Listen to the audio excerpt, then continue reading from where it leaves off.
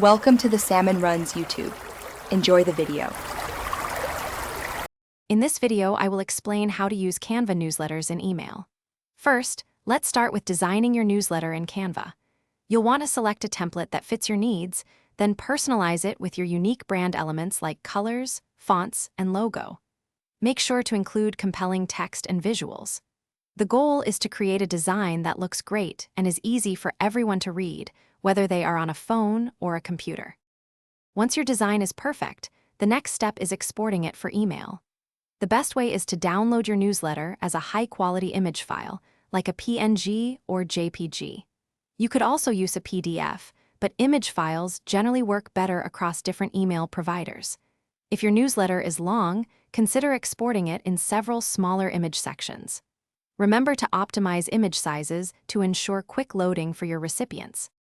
Now, let's integrate your Canva design into your email. You'll upload the exported images directly into your chosen email marketing platform. Most platforms have a drag-and-drop builder, making it simple to arrange your content. Don't forget to add clickable links to your images, guiding your audience to your website or other important pages. Always send a test email to yourself and check it on various devices before sending it to your subscribers. Finally, let's talk about some best practices for your email newsletters.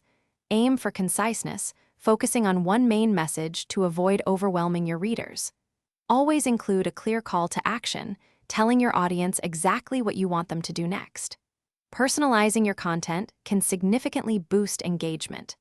After sending, review your email analytics to understand what works well, helping you refine your strategy for future newsletters. Thanks for watching. Consider subscribing if we helped you.